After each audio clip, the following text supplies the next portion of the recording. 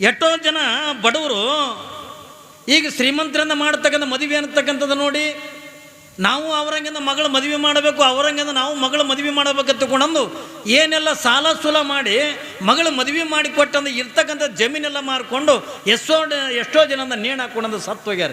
ಚಿಕ್ಕದಾಗಿರ್ತಕ್ಕಂಥ ಗ್ರಾಮ ಅದು ಸೋಮಲಾಪುರ ಗ್ರಾಮ. ಆ ಗ್ರಾಮದ ಶರಣ ದಂಪತಿಗಳಾಗಿರ್ತಕ್ಕಂಥ ಭಕ್ತಿ ಸಂಪನ್ನರಾಗಿರ್ತಕ್ಕಂಥ ಜ್ಞಾನರೆಡ್ಡಿ ಮತ್ತು ನಿರ್ಮಲಾದೇವಿಯ ಜೀವನದ ಬಗ್ಗೆ ನಿನ್ನಿನ ನಾನು ಕೂಡ 2 ದಿನಗಳ ಪರ್ಯಂತರವಾಗಿ ಅವರ ದಾಂಪತ್ಯದ ಜೀವನ ಬಗ್ಗೆ ನಾವೆಲ್ಲ ತಿಳಿತಾ ಬಂದಿವಿ. ಅವರು ಅಳತಕ್ಕಂಥದ್ದನ್ನು, ಅವರು ಕೂಗ್ತಕ್ಕಂಥದ್ದನ್ನು, ಅವರು ಪಡ್ತಕ್ಕಂಥ ಕಷ್ಟಗಳ ಆ ತಾಯಿ ನಿರ್ಮಲಾದೇವಿಯ ಕಣ್ಣೀರು ಪರಮಾತ್ಮನಿಗೆ ಅಂತ ಗೊತ್ತಾಗ್ತದೆ, ಪಾರ್ವತಿಗೆ ಅಂತ ಗೊತ್ತಾಗ್ತದೆ. ಅವರ ಭಕ್ತಿ, ಅವರ ಶ್ರದ್ಧೆಗೆಂದು ಮೆಚ್ಚಿ ನಿನ್ನಿನ ದಿವಸ ಯಾವ ಭಗವಂತ ಸಾಕ್ಷಾತ್ ಪಾರ್ವತಿನೇ ಭೂಲೋಕದೊಳಗಿಂದ ಅವತಾರ ತಾಳಲಿಕ್ಕೆ ಪಾರ್ವತಿಯನ್ನೇ ಭೂಮಿಗೆಂದ ಕಳಿಸಿಕೊಟ್ಟ. ಆ ಪಾರ್ವತಿ ಯಾರ ಗರ್ಭದೊಳಗಿಂದ ಹುಟ್ಟಲು ನಿನ್ನಿನ ದಿವಸ ಹತ್ತಿಕೊಂಡಂತ ಕೇಳಿದ್ರೆ ನಿರ್ಮಲಾದೇವಿಯ ಗರ್ಭದೊಳಗ ಪಾರ್ವತಿ ಹುಟ್ಟಿ ಬರ್ತಾಳೆ. ಯಾವಾಗ ಈ ಭೂಮಿಗೆಂದ ಪಾರ್ವತಿನೇ ಹುಟ್ಟಿ ಬಂದ್ಲು,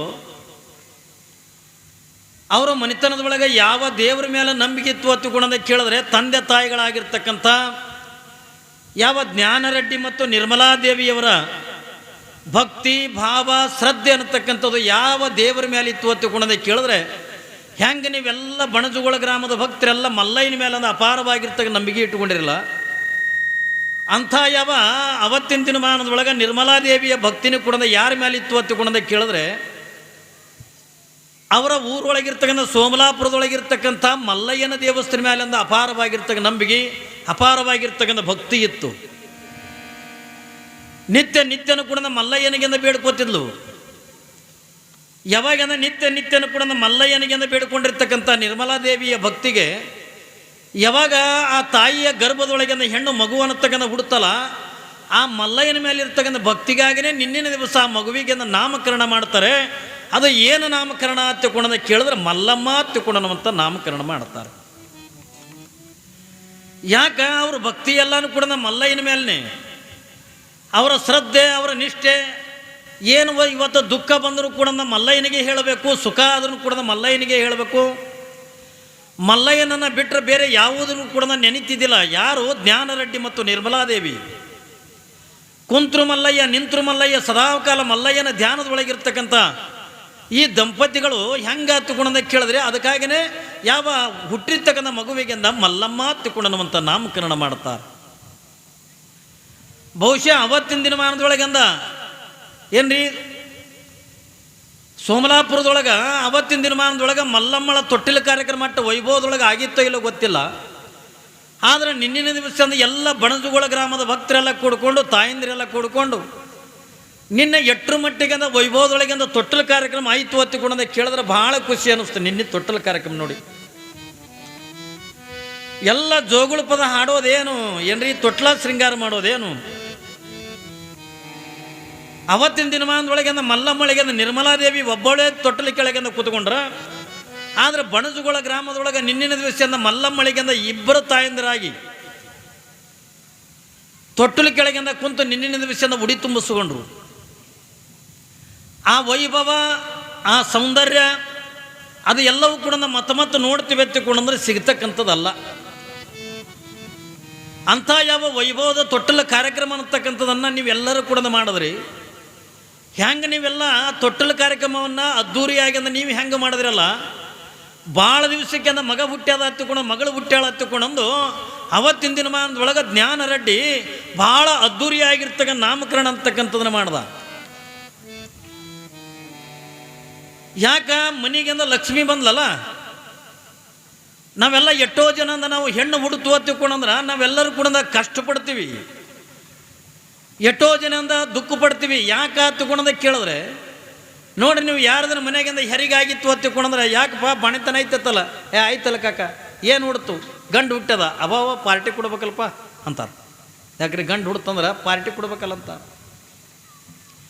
ಮದೇ ಅಪ್ಪಿ ತಪ್ಪಿ ಅಂದ ಯಾಕೆ ಬಾಣೆತನ ಐತೈತಲ್ಲ ಆಯ್ತಲ್ಲ ಕಾಕ ಏನು ಹುಡ್ತು ಹೆಣ್ಣ ಅಂತವ. ಪಾರ್ಟಿನೂ ಕೇಳಲ್ಲ ಏನೂ ಕೇಳಲ್ಲ ಏನ್ರಿ. ಯಾಕೆ ಹಿಂಗೆ ಹತ್ತುಕೊಂಡ ಕೇಳಿದ್ರೆ ಹೆಣ್ಣು ಹುಟ್ಟಿದ್ರಿಂದ ಕೆಟ್ಟದ್ದತ್ತಲ್ಲ ಏನ್ರಿ. ಈ ಜಗತ್ತು ನಿಂತಿದ್ದೆ ಹೆಣ್ಣಿನ ಮೇಲೇ. ಈ ಭೂಮಿ ಮೇಲಿಂದ ಹೆಣ್ಣು ಇರದೇ ಇದ್ರ ನಾವು ನೀವು ಯಾರು ಕೂಡ ಈ ಜಗತ್ತನ್ನು ನೋಡ್ತಿದ್ದಿಲ್ಲ. ಪ್ರತಿಯೊಬ್ಬರು ಕೂಡ ಆಸೆ ಅಂತಕ್ಕಂಥ ಪಡ್ತಾರೆ. ಯಾವುದನ್ನ ಪ್ರಾರಂಭದೊಳಗಿಂದ ಮಗು ಹುಡುತುವ ತಿಳ್ಕೊಂಡ್ರೆ ಅದು ಹೆಣ್ಣು ಮಗ ಹುಡುತ ತಿಳ್ಕೊಂಡ್ರೆ ಅದು ಮನೆತನಕ್ಕಿಂತ ಲಕ್ಷ್ಮಿ ಹುಟ್ಟದಂಗೆ ತಿಳ್ಕೊಂಡಂಥದನ್ನು ಭಾಳ ಜನಂದ ಅರ್ಥ ಮಾಡ್ಕೋತಾರೆ.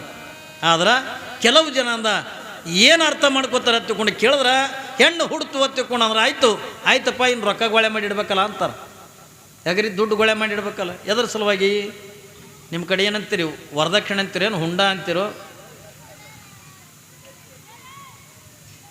ಸ್ವಲ್ಪ ಇಲ್ಲಿ ಯಾರೇ ಒಬ್ರು ಹಿರಿಯರು ಹಿಂದೆ ಹೋರಿ, ಹುಡುಗರು ಗದ್ದಲ ಮಾಡ್ಲಕತ್ತಾವ.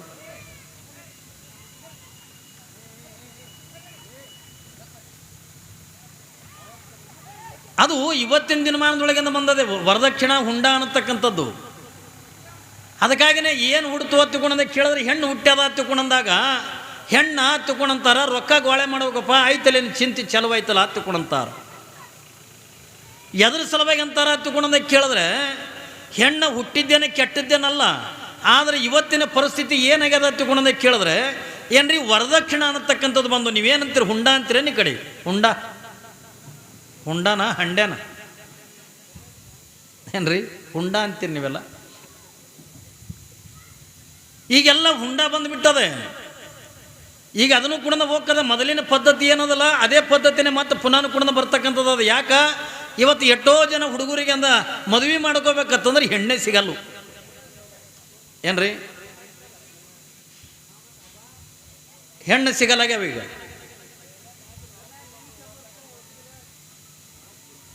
ಹಿಂದೆ ಯಾಕೆ ಮಾತಾಡ್ಲಕತ್ತಿರೋ? ದೊಡ್ಡವರು ಮಾತಾಡ್ಲಕತ್ತಾರ ನಾವು. ಅಲ್ಲಿ ಹಿಂದೆ ಕೂತ್ಕೊಂಡು ಪುರಾಣ ಕೇಳ್ತಾರನು ನಿಮ್ಮೂರಾಗ? ನೀರ ಬಾಯ್ ಮಾಡಿಬಿಡತ್ತೇಳ್ರಿ ಏನ್ರಿ. ಇವತ್ತಿನ ದಿನಮಾನದೊಳಗಿಂದ ಇದು ವರದಕ್ಷಿಣ ಹುಂಡ ಹತ್ತುಕೊಂಡು ನೀವೇನು ಅಂತಿದ್ದೀರಲ್ಲ. ಆದರೆ ಇದು ಹುಂಡದ ಪರಿಸ್ಥಿತಿ ಎಲ್ಲಿಗೆ ಬಂದದ ಹತ್ತುಕೊಂಡಂದ ಕೇಳಿದ್ರೆ ಎಷ್ಟೋ ಜನ ತಾಯಂದ್ರೆ ಇನ್ನೂ ಇವತ್ತಂದ ಗುಣ ಅವತ್ತಿನ ದಿನಮಾನದೊಳಗಿಂದ ಸ್ಕ್ಯಾನಿಂಗ್ ಮಾಡಿಸ್ಕೊಂಡು ಗರ್ಭದೊಳಗಿಂದ ಹೆಣ್ಣು ಕೂಸಿತ್ತು ಹತ್ತುಕೊಂಡಂದ್ರೆ ಭ್ರೂಣ ಹತ್ಯೆ ಅಂತಕ್ಕಂಥ ಮಾಡ್ತಿದ್ರು. ಅದಕ್ಕಾಗಿ ಈ ಜಗತ್ತಿಗಂದ ಹೆಣ್ಣಿನ ಸಂಖ್ಯೆಯಿಂದ ಕಮ್ಮಾಗ್ಯದೆ. ಎಷ್ಟೋ ಜನ ಹುಡುಗರಿಂದ ಗಡ್ಡ ಬಿಟ್ಕೊಂಡ ತಿರುಗಾಡ್ಲಕತ್ತಾವ ಏನ್ರಿ. ಎಲ್ಲಿನೂ ಕೂಡ ಹೆಣ್ಣು ಸಿಗಲ್ಲು. ಅವರು ಹೆಣ್ಮಕ್ಳಾದವ್ರನ್ನೂ ಕೂಡ ಇವತ್ತು ಏನು ಅನ್ನಕತ್ತಾರ, ಅವ್ರದ್ದು ಡಿಮಾಂಡ್ ಹೆಚ್ಚಿಗೆ ಆಗ್ಯದ. ಈಗ ಆಗ್ಯದಿಲ್ರಿ. ನೌಕರಿ ಮಾಡವನೇ ಬೇಕು. ಮೊದಲು ಬರೀ ಅಂದ್ರೆ ಸರ್ಕಾರಿ ನೌಕರಿ ಇದ್ದಿದ್ದು ಬೇಕತ್ತಿಕೊಂಡಂತಿದ್ರು. ಈಗ ಹಂಗಲ್ಲೀಗ ಮತ್ತು ಅದ್ರ ಜೋಡಿ ಹೊಲನೂ ಇರ್ಬೇಕು ಅವನಿಗೆ. ಒಂದು ಕಡೆಗಿಂದ ನೌಕರಿ ಬೇಕು, ಇನ್ನೊಂದು ಕಡೆಗಿಂದ ಹೊಲ ಬೇಕು. ಇದ್ರ ಮಾತ್ರ ಮದುವೆ ಮಾಡ್ಕೋತೀವಿ ಅನ್ನುವಂಥ ಸ್ಥಿತಿ ಒಳಗಿಂದ ಹೆಣ್ಮಕ್ಳು ಬಂದಾರ. ಅದಕ್ಕೆ ಕರ್ಗೆ ಹಾಕಿರ್ಲಕ್ಕ ಬೆಳಗ್ಗೆ ಹಾಕಿರ್ಲಕ್ಕ ಒಂದು ಹೆಣ್ಣು ಸಿಕ್ಕರೆ ಸಾಕನಂಗೆ ಹುಡುಗರು ಬಂದಾವ. ಇದು ಎಲ್ಲ ನಡೆದಿದ್ದು ಎದ್ರ ಸಲುವಾಗಿ ಎತ್ತುಕೊಂಡದ ಕೇಳಿದ್ರೆ ಹುಂಡದ ಸಲುವಾಗಿನೇ. ಅದಕ್ಕಾಗಿ ನಂದ ಹೆಣ್ಣು ಹುಡುತು ಅಂತಂದ್ರೆ ಹೆಣ್ಣು ಹತ್ತುಕೊಂಡದಕ್ಕೆ ಬಾಯಿ ತೆಗಿತಾರಲ್ಲ, ಎದ್ರ ಸಲುವಾಗಿ ಎತ್ತುಕೊಂಡದ ಕೇಳಿದ್ರೆ ಹುಂಡದ ಸಲುವಾಗಿ. ಈಗೆಲ್ಲ ಒಂದೊಂದು ರೇಟ್ ಆಗಿಬಿಟ್ಟಿದ್ದು ಏನ್ರಿ. ಹುಂಡದ್ದು ಒಂದೊಂದು ರೇಟ್ ಆಗಿದ್ದು ನಿಮಗೆಲ್ಲ ನಿಮ್ಮ ಕಡೆ ಆದನೇ ಇಲ್ಲ ಗೊತ್ತಿಲ್ಲ. ಸಾಮಾನ್ಯ ಅವನಿಗೆ ಹೊಲ ಇಲ್ಲ ಏನೂ ಇಲ್ಲ, ಹೆಗಲ ಮೇಲಿಂದ ಗುದ್ದಲಿ ಹಾಕ್ಕೊಂಡು ಏನ್ರಿ ಹೊಲದಾಗಿ ಇನ್ನೊಬ್ರು ಹೊಲದಾಗಿ ಅಂದ ಕೆಲಸ ಮಾಡೋನಿಗೆ 1 ಲಕ್ಷ ರೂಪಾಯಿ ಹುಂಡ ಏನ್ರಿ. 1 ತೊಲಿ ಬಂಗಾರ. ನಮ್ಮ ಕಡೆಲ್ಲ ಭಾಳ ಅದ ಏನ್ರಿ. ನಮ್ಮ ಕಡೆಯಲ್ಲೇ ಬಹುಶಃ ನಮ್ಮ ಬೀದರ್ ಜಿಲ್ಲೆದಾಗಿಂದ ಹುಂಡ ಭಾಳ. ಎಲ್ಲ ಒಂದೊಂದಿಂದ ರೇಟ್ ಆಗಿಬಿಟ್ಟದ. ಕೂಲಿ ಮಾಡ್ತಕ್ಕಂಥವನಿಗಿಂದ ಲಕ್ಷಗಟ್ಟಲೆ ಹುಂಡ. ಅದ್ರಾಗ ಸಣ್ಣದಿಂದ ಒಂದು ಈಟಿಂದ ಜಮೀನಿತ್ತು, ಒಂದು 2-3 ಎಕರೆಯಿಂದ ಜಮೀನಿತ್ತು ಹತ್ತಿಕೊಂಡ್ರೆ ಅವನೊಂದು ರೇಟನೇ ಬೇರೆ. ಏನು ಅದ್ರಾಗೆ ಒಂದು ಸಣ್ಣ ಪುಟ್ಟ ನೌಕರಿ ಮಾಡ್ತಿದ್ನು ಹತ್ತಿಕೊಂಡ್ರೆ ಅವನ ರೇಟ್ ಬೇರೆ. ಈ ಊರಾಗಿಂದ RMP ಡಾಕ್ಟ್ರುಗಳು ಇರ್ತಾರಲ್ಲ, ಈ ಬಗಲಾಗ ಬ್ಯಾಗ್ ಹಿಡ್ಕೊಂಡಂದು ಯಾರಿಗಾರ ಆರಾಮ್ ತಪ್ಪಿದೇನು ರೀತಿ ಕೇಳ್ಕೊತ ಬರ್ತಿರ್ತಾರಲ್ಲ, ಅವರಿಗೆಲ್ಲ 10 ಲಕ್ಷ ರೂಪಾಯಿ ಹುಂಡ ಅದ ನಮ್ಮಲ್ಲಿ. ಬೇಡ ಅಪ್ಪಿ ನಾವು MBBS ಡಾಕ್ಟ್ರಿಗೆ ನಮ್ಮ ಮಗಳು ಕೊಡ್ತೀವಿ ಹತ್ತಿಕೊಂಡ್ರೆ ಏನ್ರಿ ಅದು ಕೋಟಿಗಟ್ಲಿಂದ ಅದ. ನೀವೆಲ್ಲ ಇದ್ದಿದ್ದು ಬಿದ್ದಿದ್ದು ಹೊಲ ಫಲ ಎಲ್ಲ ಮಾರಿ ಕೊಡ್ಬೇಕೀಗ ಮಕ್ಕಳು. ಆ ಪರಿಸ್ಥಿತಿಯಿಂದ ಬಂದ. ಎಷ್ಟೋ ಜನ ಬಡವರು ಈಗ ಶ್ರೀಮಂತರಿಂದ ಮಾಡ್ತಕ್ಕಂಥ ಮದುವೆ ಅನ್ನತಕ್ಕಂಥದ್ದು ನೋಡಿ ನಾವು ಅವರಂಗಿಂದ ಮಗಳ ಮದುವೆ ಮಾಡಬೇಕು, ಅವರಂಗಿಂದ ನಾವು ಮಗಳ ಮದುವೆ ಮಾಡಬೇಕಂತ ತಗೊಂಡು ಏನೆಲ್ಲ ಸಾಲ ಸೂಲ ಮಾಡಿ ಮಗಳ ಮದುವೆ ಮಾಡಿ ಕೊಟ್ಟಂದು ಇರ್ತಕ್ಕಂಥ ಜಮೀನೆಲ್ಲ ಮಾರ್ಕೊಂಡು ಎಷ್ಟೋ ಜನ ನೇಣು ಹಾಕೊಂಡಂದು ಸತ್ತು ಹೋಗ್ಯಾರ. ಕಲ್ಪನಾ ಇರಲಿ. ಆದ್ರೆ ಒಂದು ಏನು ತಿಳುವಳಿಕೆ ಏನು ಹೇಳಬೇಕಾಗ್ಯದ ತಗೊಂಡ ಕೇಳಿದ್ರೆ, ಇವತ್ತಿನ ದಿನಮಾನದೊಳಗೆ ಹೆಣ್ಣು ಸಿಗಲಾಗ್ಯಾವ, ಯಾರೂ ಕೂಡ ಹುಂಡ ಅಂತಕ್ಕಂಥ ಕೇಳಬಾರ್ದು. ಒಬ್ಬ ಮಗಳ ಮದುವೆ ಮುಗಿಬೇಕಾದ್ರೆ ಪಾಪ ತಂದೆ ತಾಯಿಯಿಂದ ಅವ್ರು ಇದ್ದು ಕೂಡ ಆಗಿರ್ತಾರಲ್ರಿ. ಇಲ್ಲಿ ನೋಡ್ರಿ, ಇಲ್ಲಿ ಖುಷಿ ಪಡ್ಲಾಕತ್ತಾರೆ ಯಾರು? ಯಾವ ಜ್ಞಾನರೆಡ್ಡಿ ಮತ್ತು ಆ ನಿರ್ಮಲಾದೇವಿ ಖುಷಿ ಪಡ್ತಾರೆ. ಎದ್ರ ಸಲುವಾಗಿ? ನಮ್ಮ ಮನೆತನಕ್ಕಿಂದ ಹೆಣ್ಣು ಹುಡ್ತಲ್ಲ, ಲಕ್ಷ್ಮಿ ಬಂದಲ್ಲ ಅಂತಕೊಂಡು ಖುಷಿ ಪಟ್ಟು ಇಡೀ ಗ್ರಾಮದ ಇಡೀ ಮನೆಗೂ ಕೂಡ ಭಿನ್ನ ಹೇಳಿ ಏನ್ರಿ ಇಡೀ ಊರಿಗೆ ಊಟ ಹಾಕಿ ತೊಟ್ಟಲು ಕಾರ್ಯಕ್ರಮ ಮಾಡ್ತಾರೆ ವೈಭವದೊಳಗೆ. ಯಾವಾಗಿಂದ ತೊಟ್ಟಲು ಕಾರ್ಯಕ್ರಮ ಅಂತಕ್ಕಂಥದ್ದಾಯ್ತು, ಎಲ್ಲ ಜನ ಬಂದು ನೋಡ್ತಾರೆ. ಮಲ್ಲಮ್ಮ ನೋಡೋಕೆ ಇಟ್ಟು ಸುಂದರ ಇದ್ಲಲ್ಲ, ಅವತ್ತಿನ ದಿನಮಾನದೊಳಗೆ ಕವಿ ಹೇಳ್ತಾನೆ, ಆ ಆಂಧ್ರಪ್ಪ ರಾಜ್ಯದೊಳಗೆ ಯಾವ ಕಡಪ ಜಿಲ್ಲೆದೊಳಗೆ ಅವಳಟ್ಟಂದ ಸುಂದರವಾಗಿರ್ತಕ್ಕಂಥ ಕೂಸ ಎಲ್ಲಿನೂ ಕೂಡ ನೋಡಿಲ್ಲ ತಿಳ್ಕೊಂಡಂತಿದ್ರು. ಅಟ್ಟು ರೂಪವತಿ ಯಾರು? ಮಲ್ಲಮ್ಮ. ಮಗುವಾಗಿರ್ತಕ್ಕಂಥ ಪ್ರಸಂಗದೊಳಗಿನ ಅಟ್ಟ ರೂಪ ಅಂದ ಚಂದ ಅಂತಕ್ಕಂಥ ಕಾಣ್ತಕ್ಕಂಥ ಮಗುವಿನನ್ನ ಅವಳ ಅಂದ ಚಂದ ಅಂತಗ ನೋಡಿ ನಾ ಎತ್ತುಗೋ ನೀ ಎತ್ತುಗೋ, ಯಾರು ಆಡಿಸೋರು ಬೇರೆ ಹಾಡೋರು ಬೇರೆ ಏನ್ರಿ, ಆ ಕೂಸಿನ ಜೋಗುಳು ಪದ ಆಡೋರು ಬೇರೆ. ಇಟ್ಟೆಲ್ಲ ಮಾಡ್ತಾ ಮಾಡ್ತಾ ಮಗುವಿಂದ ಏನ್ರಿ ತಾಯಿಯ ಸಂಸ್ಕಾರದೊಳಗಿಂದ ಬೆಳಿಲಿಕ್ಕತ್ತದ. ಮಲ್ಲಮ್ಮ ತಂದೆ ತಾಯಿ ಸಂಸ್ಕಾರದೊಳಗಿಂದ ಬೆಳಿಲಿಕ್ಕತ್ತ. ಯಾರ ಮನೆಗಿಂದ ಹೆಣ್ಣು ಹುಡುತ್ತಲ್ಲ, ಆ ಹೆಣ್ಣು ಮಗುವಿಗಿಂದ ಯಾರು ಸಂಸ್ಕಾರ ಕೊಡ್ಬೇಕಂತ ತಗೊಂಡ ಕೇಳಿದ್ರೆ ತಾಯಿ ಆಗಿರ್ತಕ್ಕಂಥವಳು ಸಂಸ್ಕಾರ ಕೊಡಬೇಕು. ಮೊದಲ ತಂದೆ ತಾಯಿ ಸಂಸ್ಕಾರವಂತರಾಗಿರ್ಬೇಕು. ಒಬ್ಬ ತಾಯಿ ಸಂಸ್ಕಾರವಂತಳಾಗಿದ್ಲು ತಿಳ್ಕೊಂಡ್ರೆ ಮನೆಯೊಳಗಿಂದ ಹುಟ್ಟಿರ್ತಕ್ಕಂಥ ಹೆಣ್ಣು ಮಗುವಿಗೆ ಒಬ್ಬ ತಾಯಿ ಸಂಸ್ಕಾರ ಕೊಡಬೇಕು. ತಾಯಿ ಆಶ್ರಯದೊಳಗಿಂದ ಬೆಳಿಬೇಕು ಮಗಳು. ಇನ್ನು ಗಂಡಸು ಮಗ ಹುಟ್ಟಿದ್ರ ಅವನಿಗೆ ಯಾರು ಸಂಸ್ಕಾರ ಕೊಡ್ಬೇಕಂತ ತಗೊಂಡು ಕೇಳಿದ್ರೆ ತಂದೆ ಆಗಿರ್ತಕ್ಕಂಥವ್ ಸಂಸ್ಕಾರ ಕೊಡಬೇಕು. ಅದಕ್ಕಾಗಿಯೇ ಜಗತ್ತಿನ ಇತಿಹಾಸ ಏನು ಹೇಳ್ತದೆ ತಗೊಂಡು ಕೇಳಿದ್ರೆ, ಯಾರ ಮನೆತನದೊಳಗಿಂದ ದಂಪತಿಗಳಿಂದ ಸಂಸ್ಕಾರವಂತರಾಗಿರ್ತಾರೋ, ಯಾವ ಮನೆತನದೊಳಗಿಂದ ಆಧ್ಯಾತ್ಮದ ಜೀವಿಗಳಾಗಿರ್ತಾರೋ ಏನ್ರಿ, ಈ ತಂದೆ ತಾಯಿ ಸಂಸ್ಕಾರವಂತರು ಇದ್ರು ತಿಳ್ಕೊಂಡ್ರೆ ಮಕ್ಕಳು ಕೂಡ ಸಂಸ್ಕಾರವಂತರಾಗಿ ಅಂದ ಹುಡುತ್ತಾರೆ. ಇಲ್ಲಿ ನೋಡ್ರಿ, ಇವತ್ತು ಮಲ್ಲಮ್ಮನ ತಂದೆ ತಾಯಿ ಯಾವಾಗಂದ್ರೆ ಎಷ್ಟು ಸಂಸ್ಕಾರವಂತರಾಗಿದ್ರು. ಸದಾಕಾಲ ಮಲ್ಲಯ್ಯನ ಧ್ಯಾನ, ಒಂದು ಕಡೆಗಿಂದ ಗಂಡನ ಸೇವೆ, ಇನ್ನೊಂದು ಕಡೆಗೆ ಏನ್ರಿ ಯಾರೇ ಬರಲಿ, ಕುರುಡರು ಬರಲಿ, ಕುಂಟ್ರು ಬರಲಿ, ಅನಾಥರು ಬರಲಿ, ದೀನ ದಲಿತರು ಯಾರೇ ಬಂದರೂ ಕೂಡ ಮನೆತನದೊಳಗಿಂದ ಪ್ರಸಾದ ಇಲ್ಲ ಅಂತಕೊಂಡಂತಿದ್ದಿಲ್ಲ, ದಾನ ಧರ್ಮ ಮಾಡ್ತಿದ್ರು. ಅವ್ರು ಎಂಥ ಸಂಸ್ಕಾರದಾಗ ಬೆಳೆದಿದ್ರು ಅಂಥ ಸಂಸ್ಕಾರದೊಳಗಿನ ಮಕ್ಕಳು ಹುಡ್ತಾವೆ. ತಿಳ್ತಿಲ್ರಿ, ಹುಲಿ ಹೊಟ್ಟೆಗಿಂದ ಹುಲಿನೇ ಹುಡ್ತದೆ, ನಾಯಿ ಹೊಟ್ಟೆಗಿಂದ ನಾಯಿನೇ ಹುಟ್ಟೋದು. ಧರ್ಮವಂತರ ಹೊಟ್ಟೆ ಒಳಗೆ ಧರ್ಮವಂತ ಮಕ್ಕಳೇ ಹುಡ್ತಾರೆ ಹೊರತಾಗಿ ಅಂಥ ಇಂಥ ಮಕ್ಕಳಂತಕ್ಕಂಥ ಹುಟ್ಟಲಿಕ್ಕೆ ಆಗಂಗಿಲ್ಲ. ಯಾವನೋ ಒಬ್ಬವ ದೊಡ್ಡ ಕಳ್ಳ, ಪ್ರತಿನಿತ್ಯನ ಕೂಡ ಕಳ್ಳತನ ಮಾಡ್ಲಾರ್ದೆ ಅವನಿಗೆ ಹೊಟ್ಟೆನೇ ತುಂಬ್ತಿದ್ದಿಲ್ಲ, ಊಟನೇ ಹೋಗ್ತಿದ್ದಿಲ್ಲ ಅವನಿಗೆ. ದಿನ ಕಳ್ಳತನ ಮಾಡಬೇಕು, ಏಟು ಕೇಟ್ರೆ ಒಟ್ಟು ಕಳ್ಳತನ ಮಾಡ್ಲಾರ್ದೇನೆ ಅವ ಊಟನೇ ಮಾಡ್ತಿದ್ದಿಲ್ಲ. ಇಂಥ ಯಾವಾಗ ಅಂದ ಇಂಥ ಕಳ್ಳನ ಹೆಂಡತಿ ಅಂದ ಗರ್ಭಿಣಿ ಆದ್ಲು. ಕಳ್ಳನ ಹೆಂಡತಿ ಗರ್ಭಿಣಿ ಆದ್ಲು. ಯಾವಾಗಿಂದ ಕಳ್ಳನ ಹೆಂಡತಿಗೆ ಅಂದ 8 ತಿಂಗಳಂದ ಗರ್ಭ. ಪಾಪ ಕಳ್ಳ ಗಂಡ ಬಂದು ಹೆಂಡತಿ ಇದ್ರಿ ಕುಂತು ಹೆಂಡತಿಗೆ ಒಂದು ಮಾತಂದ. ಏನ ಅಂದ? ಏನ್ರಿ ಅಂದ್ಲು. ನೋಡು, ನಮಗೆ ಗಂಡಸು ಮಗ ಹುಡುತುವತ್ತಂದ್ರೆ ನಮ್ಮ ಮಗನ ನನ್ನಂಗೆ ಅಂದ ಕಳ್ಳನ ಮಾಡೋದು ಬೇಡ, ಇದು ನನ್ನ ಜೀವನಕ್ಕೆ ಅಂದ ಮುಗಿಲಿ, ನನ್ನಂಗೆ ಅಂದ ಕಳ್ಳನ ಮಾಡೋದು ಬೇಡ. ನನ್ನ ಮಗನಿಗೆ ಅಂದ ದೊಡ್ಡ ಡಾಕ್ಟರ್ ಮಾಡೋನು, ನನ್ನ ಮಗನಿಗೆ ದೊಡ್ಡ ಇಂಜಿನಿಯರ್ ಮಾಡೋನು ಅಂದ. ಏನ್ರಿ, ಮಗನ ದೊಡ್ಡ ಇಂಜಿನಿಯರ್ ಮಾಡೋನು, ದೊಡ್ಡ ಡಾಕ್ಟ್ರ್ ಮಾಡೋನು ತಿಳ್ಕೊಂಡು ಅಂದ. ಅವಾಗ ಹೆಣತಿ ಅಂದ್ಲು, ಇದು ಹೆಣ್ಣು ಹುಡುತ್ತಂದ್ರೆ ಹ್ಯಾಂಗ ಅಂದ. ಹೌದಲ್ರಿ, ಹೊಟ್ಟೆಗಿರ್ಲಕ್ಕಾಗೇನೆ ಗೊಟ್ಟೆಪ್ಪತ್ತು ಹೆಸರು ಇಟ್ಟಂಗೆ. ನೋಡಿದ್ರೆ ಇಲ್ಲ, ನಿಮ್ಮದು ನೋಡೋದು ಮುಗಿದ ಬಳಕ ಪುರಾಣ ಹೇಳ.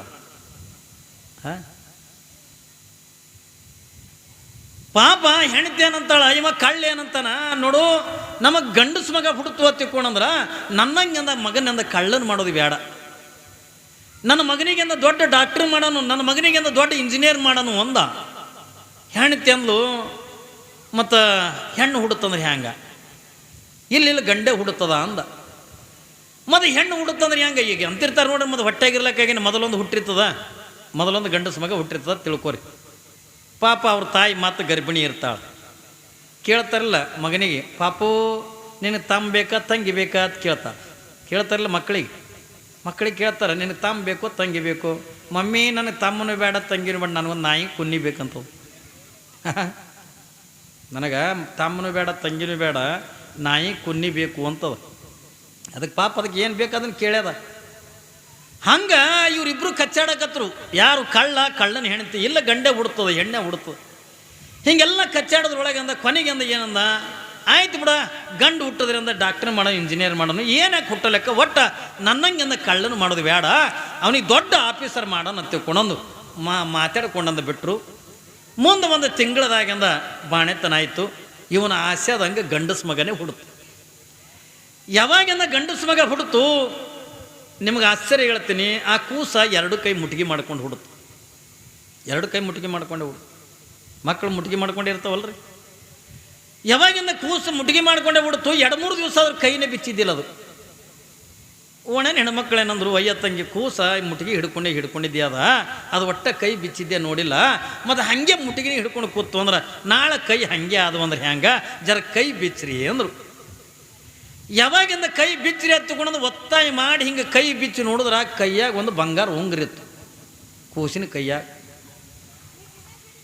ಯಾವಾಗಿಂದ ಕೂಸಿನ ಕೈಯಾಗಿಂದ ಬಂಗಾರ ಉಂಗ್ರಿತ್ತು. ಅದು ಉಂಗ್ರ ಎಲ್ಲಿದು ಹೊತ್ತುಕೊಂಡ ಕೇಳಿದ್ರೆ ಬಾಣೆತನ ಮಾಡೋಕೆ ಬಂದಿದ್ದ ನರ್ಸ್ ಬೈ ಕೈಯಿಂದ ಉಂಗ್ರನೇ ಕಳುವು ಮಾಡ್ಕೊಂಡು ಹುಟ್ಟದಿದ್ದು ಇಂಜಿನಿಯರ್ ಆಗೋದು. ಆಕೆ ಏನು ಹೆರಿಗೆ ಮಾಡೋಕೆ ಬಂದಿದ್ಲಲ್ಲ, ಬಾಣೆತನ ಮಾಡೋಕೆ ಬಂದಿದ್ಲಲ್ಲ ಏನ್ರಿ, ಆ ಹೆರಿಗೆ ಮಾಡ್ತಕ್ಕಂಥ ನರ್ಸ್ ಬೈ ಕೈಯಂದೇ ಉಂಗ್ರನೇ ಕಳುವು ಮಾಡ್ಕೊಂಡು ಹುಟ್ಟದಿದ್ದು ಇಂಜಿನಿಯರ್ ಆಗೋದ್ರಿ. ಕಳ್ಳನ ಹೊಟ್ಟೆ ಕಳ್ಳೆ ಹುಟ್ಟಬೇಕಲ್ಲ, ಸುಳ್ಳು ಹೊಟ್ಟೆಗಂದ್ರೆ ಸುಳ್ಳೆ ಹುಟ್ಟಬೇಕು ಅಂತಿರ್ತಾರಿಲ್ಲ. ಅವ್ರ ಅಪ್ಪ ಇವನ್ಕ ಕಳ್ಳಿದ್ನು ಯಪ್ಪ, ಅದಕ್ಕೆ ಮಗ ಮುಂದೆ ಹಿಂಗೆ ಹುಟ್ಟನು.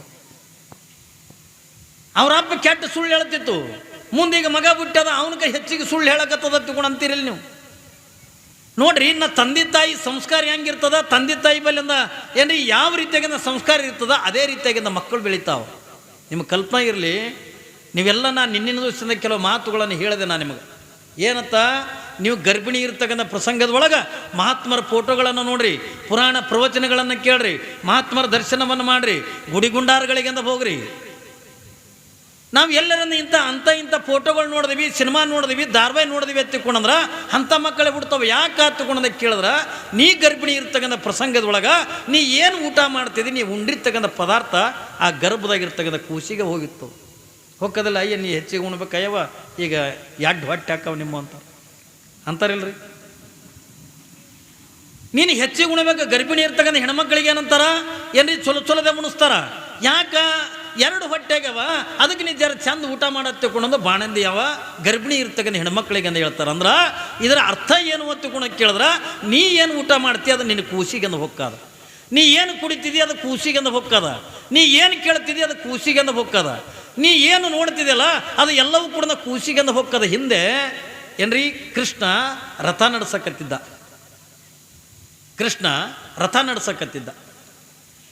ಯಾವಾಗಿಂದ ಕೃಷ್ಣ ರಥ ನಡೆಸಕತ್ತಾನೆ, ಆ ರಥದೊಳಗಿಂದ ಹಿಂದೆ ಯಾರು ಕೂತಾರ ತಗೊಂಡ ಕೇಳಿದ್ರೆ ಸುಭದ್ರೆ ಕೂತಾಳೆ. ಏನ್ರಿ ಕೃಷ್ಣನ ತಂಗಿ ಸುಭದ್ರೆ ಕುಂತಾಳ. 8 ತಿಂಗಳು ಗರ್ಭಿಣಿ ಅದಾಳ. 8 ತಿಂಗಳು ಗರ್ಭಿಣಿ ಅದಾಳ. ಮುನ್ನೋಡಿ ಅಂದ ಕೃಷ್ಣ ರಥ ನಡೆಸಕತ್ತಾನೆ, ಹಿಂದೆ ರಥದೊಳಗಿಂದ ಗರ್ಭಿಣಿ ಆಗಿರ್ತಕ್ಕಂಥ 8 ತಿಂಗಳ ಗರ್ಭಿಣಿ ಆಗಿರ್ತಕ್ಕಂಥ ಯಾವ ಸುಭದ್ರೆ ಕೂತಾಳೆ. ಕೃಷ್ಣ ಒಂದು ಕತೆ ಹೇಳಕತ್ತಿದ್ದ. ಏನ್ರಿ ಕತೆ ಹೇಳಕತ್ತಿದ್ದ, ಎದರದು ಚಕ್ರವ್ಯೂಹವನ್ನು ಹೆಂಗೆ ಪ್ರವೇಶ ಮಾಡಬೇಕು ಅನ್ನುವಂಥ ಕತೆ ಹೇಳಕತ್ತಿದ್ದ. ಯಾರಿಗೆ, ಸುಭದ್ರೆಗೆಂದ ಹೇಳಕತ್ತಿದ್ದ. ಯಾವಾಗಿಂದ ಸುಭದ್ರೆಗೆಂದ ಕತೆ ಹೇಳುವಂಥ ಪ್ರಸಂಗದೊಳಗೆ ಕತೆ ಹೇಳೋರಿಗೆಂದ ಹ್ಞೂ ಅಂದ್ರೆ ಭಾಳ ಇಂಟ್ರೆಸ್ಟ್ ಬರ್ತದೆ. ಕತೆ ಹೇಳೋರು ಯಾಕ್ರಿ, ಹ್ಞೂ ಅನ್ಬೇಕು. ಹಿಂಗೊಂದು ಊರಿತ್ತ ತಿಳ್ಕೊರಿ, ಹ್ಞೂ ಅನ್ಬೇಕು. ಹಿಂಗಂದ್ರೆ ನಮ್ಮಲ್ಲಿ ಹೋಗ್ಬೇಕು ರಾಣಿ, ಯಾರು ನನಗೆ ಸಾಕು ನಂಗೆ ಕತೆ ಹೇಳ್ತಾರ ಅವರಿಗೆ ಲಗ್ನ ಮಾಡ್ಕೋತೀನಿ ಅನ್ಲತ್ತು. ಯಾರು ನಂಗೆ ಕತೆ ಹೇಳ್ತಾರಲ್ಲ ಅವರಿಗೆ ಮದುವೆ ಮಾಡ್ಕೋತೀನಿ. ಎಲ್ಲ ರಾಜ್ಕುಮಾರ್ಗಳು ಬರೋರು, ಕತೆ ಹೇಳೋರು, ಆಕೆ ಸಾಕಲ್ಲಿಕ್ಕೆಲ್ಲ ಬಿಡ್ಲಿಕ್ಕೆಲ್ಲ 1 ದಿನ ಹೇಳಿದ್ರು 2 ದಿನ ಹೇಳೋರು, ಎಷ್ಟು ಕತೆ ಹೇಳಿದ್ರು ಒಟ್ಟು ಸಾಕೆ